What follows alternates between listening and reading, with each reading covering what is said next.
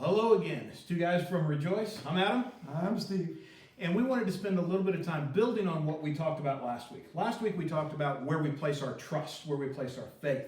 Today we want to spend some time talking about what's my role in that. And we're dealing with a variety of issues in our society, but one of the big ones is the issue of race relations. And what should the church do to help reconcile some of that divide?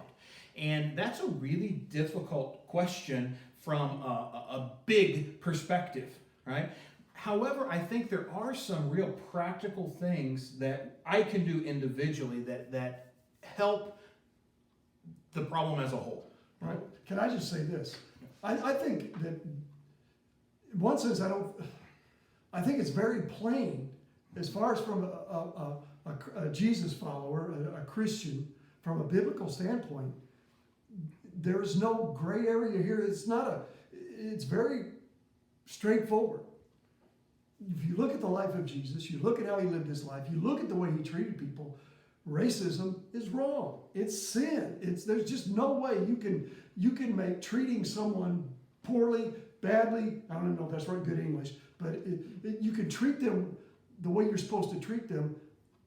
The Bible allows no room for treating anyone with anything other than equality. Right. Saying all men the same. Jesus loved everybody the same. Right. You and I talked earlier about what heaven's going to look like. Mm-hmm. People from every language and tribe and people group and ethnicity, and all of them will be there. Heaven's going to be a rainbow of folks of color. And I think that's what makes it so wonderful. It's such a good thing.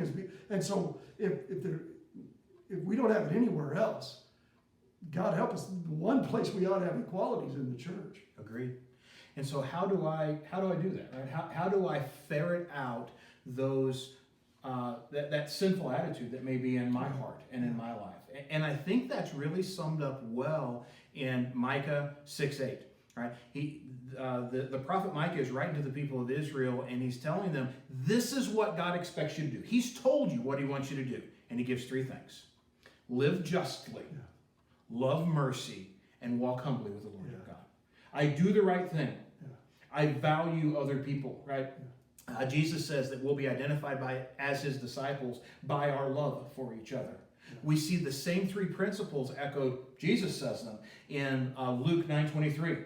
Right? If anyone would come after me, he must deny himself, set aside their own selfish ambitions, take up their cross daily, and follow me. Those three things, what we do, what's in our heart, and the way that we approach life are the three components that I have complete control over. If I do that, it affects my relationships. It affects my conversations. And it allows me to exhibit that love that Jesus exhorts us to. He says, greater love hath no man than this, than he lay down his life for his friends. That's not about dying. That's about living. Yeah. And I think this is real important as well. When I see, and I think none of us are 100% perfect on this, so when I see tendencies in my heart that are not right, for example, racism, and I feel those things before the Lord, I have to be constantly working and dealing with that so that my heart is right before him. And so that I treat people, I love them the way he loves them. And so I can't, you're right, I do the right thing. I love that. I love how straightforward that is. We know what the right thing is. Right. And so it's a matter of doing what we know, but never cutting ourselves slack. Understanding that if there's an ounce of a problem in my heart, I need to keep working on that. And I need to try to be a missionary of sorts. To make, also to help the people around me be better as well.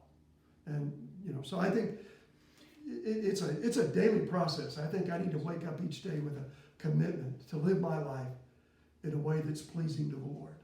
If you'll allow me a paraphrase of Micah 6:8 and Luke 9:23, you do the right thing for the right reason and in the right way. That's right. And if you do that, that's all that you can do. But it needs to be done consistently. It needs to be done intentionally. We are his ambassadors. If we're Christian, we are his ambassadors. We don't make our own decisions. We act in his place. That's our encouragement for you this week. Yeah. Right? Do the right thing, for the right reason, in the right way, Amen. and love people. Amen.